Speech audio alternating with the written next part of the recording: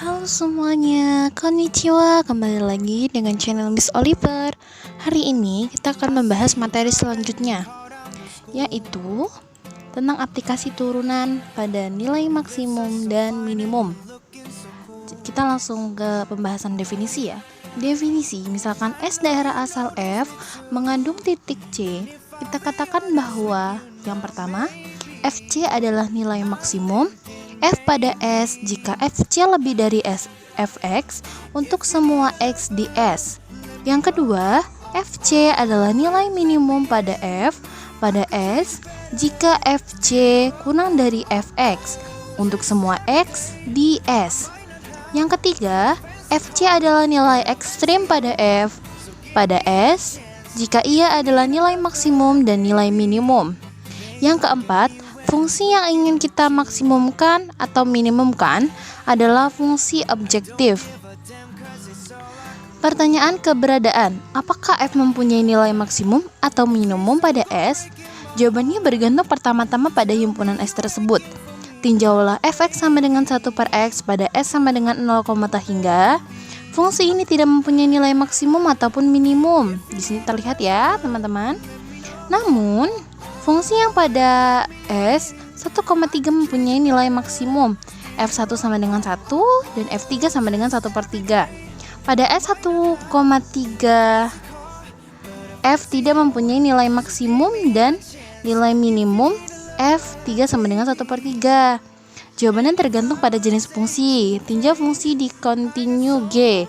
Lihat di gambar ini ya teman-teman ya. Gambar 3 di sebelah sini. Ini gambarnya ya. Selanjutnya tadi kita sampai mana ya?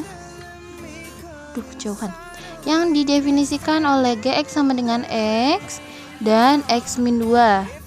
X jika X lebih besar daripada 1, lebih dari sama dengan 1 dan kurang dari 2. Lalu X min 2 jika X lebih dari sama dengan 2 dan kurang dari sama dengan 3. Pada S sama dengan 1 dan 3, G tidak mempunyai nilai maksimum, cukup dekat kedua tetapi tidak pernah mencapainya.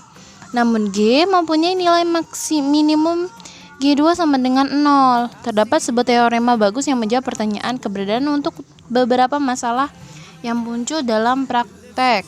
Walaupun secara intuisi jelas, bukti yang teliti agak sukar dijabarkan. Ini akan bahas dalam buku teks yang lebih lanjut. Selanjutnya teorema A, teorema keberadaan maksimum dan minimum.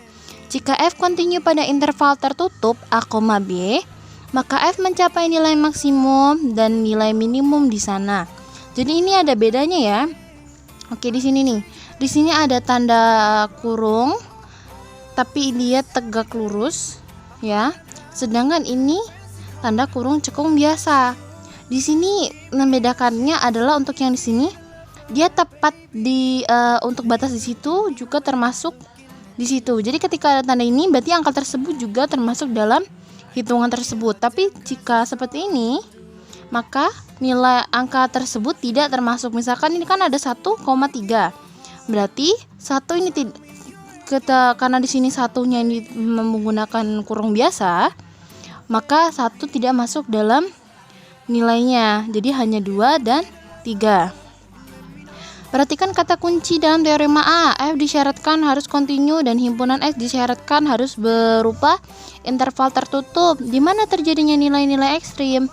Biasanya fungsi objektif akan mempunyai suatu interval 1 sebagai daerah asalnya. Tetapi interval ini boleh berupa sembarang dari 9 tipe yang dibahas dalam subbab yang dulu sekali. Beberapa diantaranya memuat titik-titik ujungnya, beberapa tidak. Misalnya 1 sama dengan A, B. Ingat ya, kalau tanda ini berarti A dan komanya A dan B masuk ke dalam himpunan tersebut.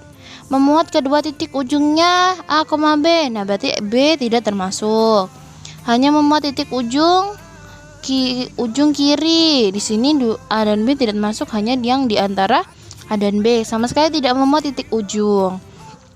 Nilai-nilai ekstrim dari fungsi yang didefinisikan pada interval tertutup seringkali terjadi pada titik-titik ujung. Ini gambar-gambarnya ya.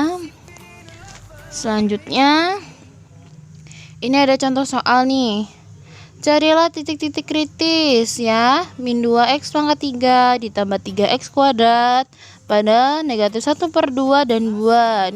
Titik-titik ujung adalah negatif 1/2 dan 2. Untuk mencari titik stasioner, kita pecahkan f aksen x sama dengan min 6x kuadrat plus 6x sama dengan 0. Jadi gini, kita turunkan dulu dari fungsi ini, kita turunkan begitu. Seperti rumus yang turunan sebelumnya ya. Jadi kita turunkan begitu.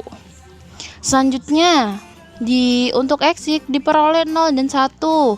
Tidak ada titik-titik singular, jadi titik kritisnya adalah negatif 1, 0, 1, dan 2. Selanjutnya teorema B. Teorema titik kritis. Misalkan didefinisikan pada interval 1 yang memuat titik C.